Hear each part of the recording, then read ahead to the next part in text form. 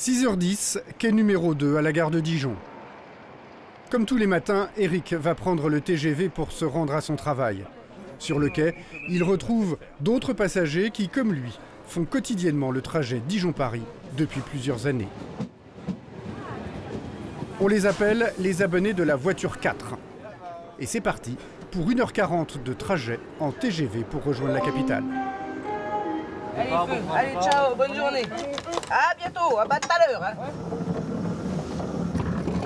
Dans le train, chacun a ses habitudes. La plupart se mettent déjà au travail, d'autres privilégient une certaine convivialité.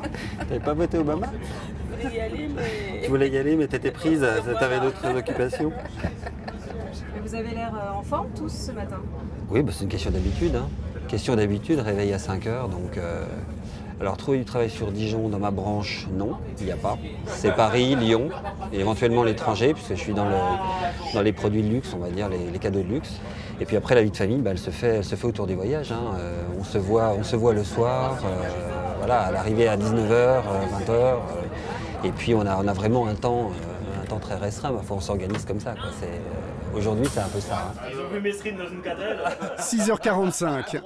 Dans la voiture-bar, avec Roland, Michel, Patrick, Sébastien et Oumar, l'ambiance est au rendez-vous.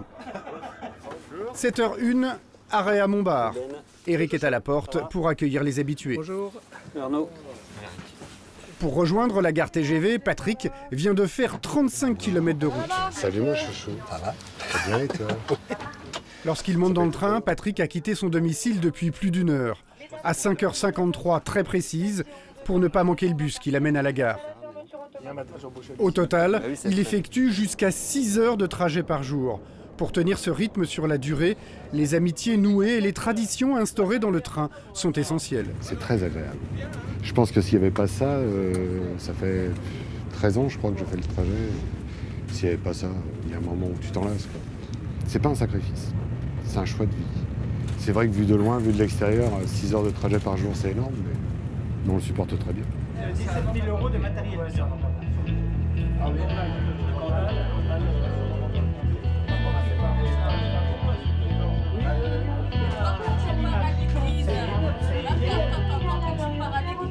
Arrivé à Paris, le voyage est encore loin d'être terminé pour les passagers de la voiture 4.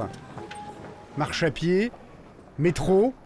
Eric, quant à lui, a encore 4 stations pour se rendre à Saint-Mandé.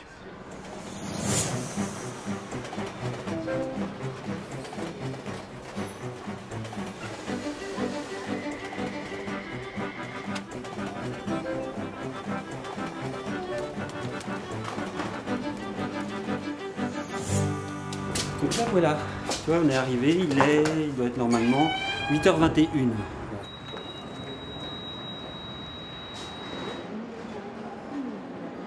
Fin de journée et retour à la gare de Lyon. Dans le train, les abonnés de la voiture 4 se retrouvent avec plaisir.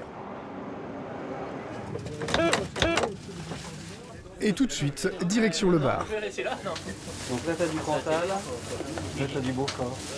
En effet, nous sommes en fin de semaine et une tradition s'impose, c'est pique-nique pour fêter le week-end, surtout quand tout s'est bien passé. Quand on rate le TGV?